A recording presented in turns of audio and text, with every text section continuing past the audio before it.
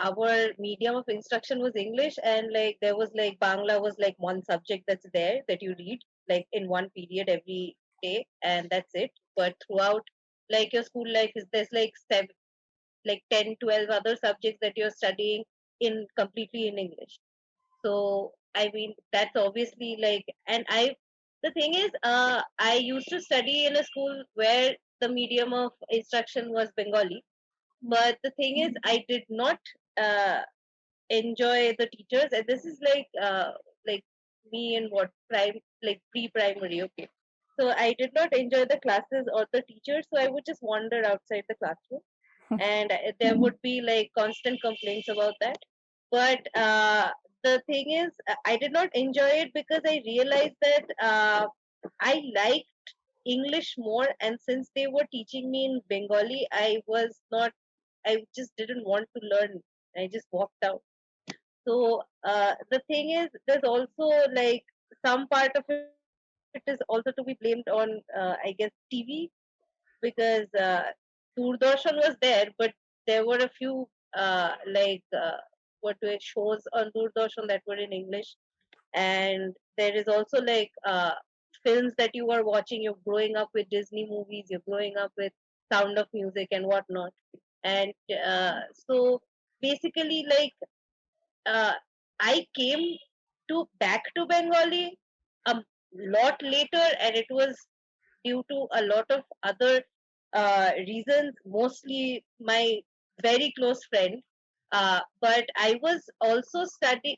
My parents basically focused on English because they weren't very adept at, or as adept as they would have liked to be in the language, and they literally did not want me to fall short, because at that, like, English, as we know, fortunately or unfortunately, is a very important language to know in terms of like professional life or even your education. So they were preparing me for my future, and in that way they sort of put more pressure on me learning English properly than Bengali. And so I'm not blaming them, but I'm saying it has been a disproportionate pressure, and in that I did not exactly feel like I wasn't having fun with the language.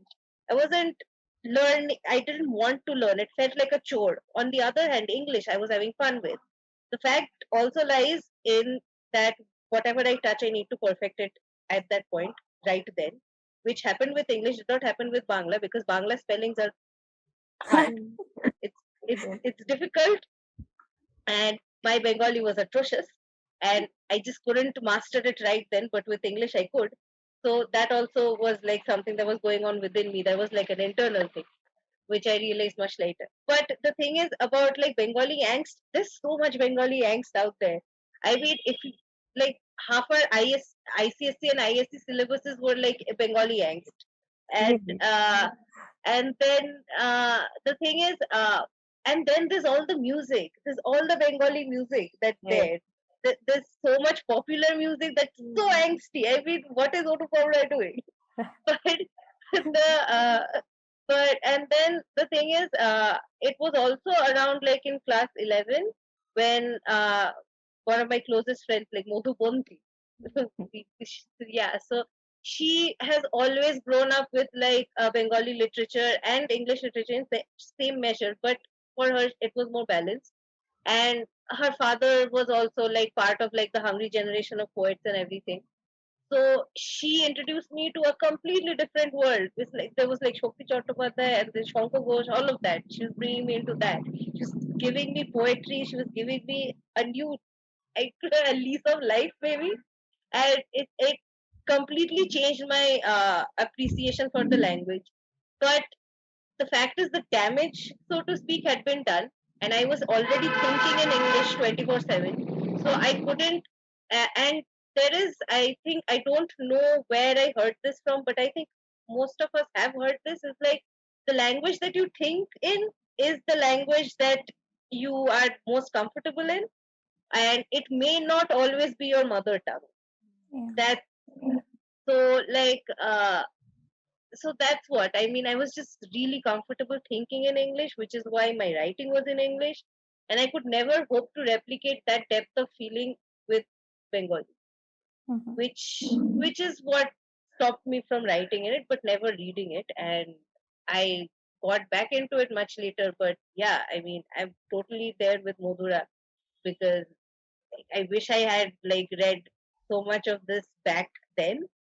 But to some extent, I'm glad about whatever I had read because of Mothubunti. So yeah.